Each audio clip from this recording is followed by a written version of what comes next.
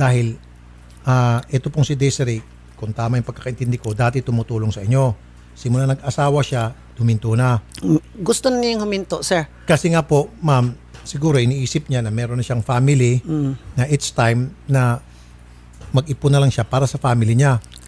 Year, meron po, binigyan ko po yan ng pera. Hindi po naputol. Simula po nang nagtrabaho ako. Ang akin lang po, kung bakit po gusto ko nang putulin, kasi po, sa tuwing po may demand po siya, pag hindi ko po binigay agad sa kanya, simula na nagtatrabaho ako, kung ano-ano na pong sinasabi niya. Kesyo wala akong modong anak.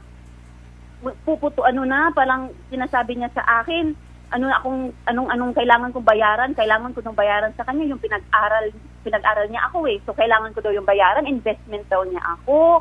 Parang bakit ang bastos-bastos ko daw? Bakit gano'n? Bakit ako ginaganon? Sa tingin niyo po ba, kung if you were in my shoes, ikaw na anak, palagi mong binibigyan ng nanay mo. Yun pa yung sasabihin sa'yo.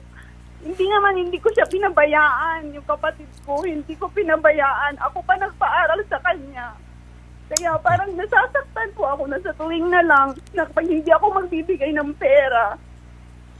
Masyado siyang galit sa akin. Ngayon nung nagtrabaho, nag-asawa ako, alam ng asawa ko na kailangan kong sustentuhan ang family ko. Nag-agree po yung asawa ko sa kadahilan ng gustong itigil ng asawa ko yung pagbibigay sa kanya ng sustento. Kasi po, kung ikaw ba naman, anak, may asawa ka, may pamilya ka ng sarili, bago pa lang siya pumunta dito ng Manila, tinakot niya na kami na pupunta siya dito, papahiyain niya ako sa lugar kung saan kami nagtatrabaho. So, ako, natatakot na ako. Sinabi ko sa asawa ko yon.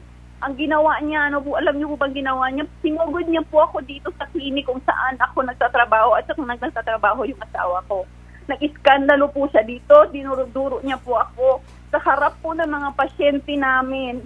Working hours po yun. Hindi po siya nahiya.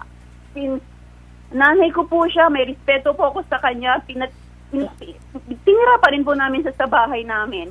Ilang linggo siya, tinanggap siya ng maayos.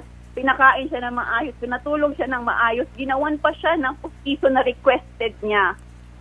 Nung time po na tapos na yung venture, nag-demand na siya sa akin. Ngayon, sabi kasi ng asawa ko, love, tama na. Kasi hindi mo na kaya yung pagbabastos ng nanay mo. So sabi ko sa kanya, hindi na kita bibigyan ng cheque. Kasi yun ang sabi ng asawa ko. Kasi nga, witness kasi yung asawa ko sa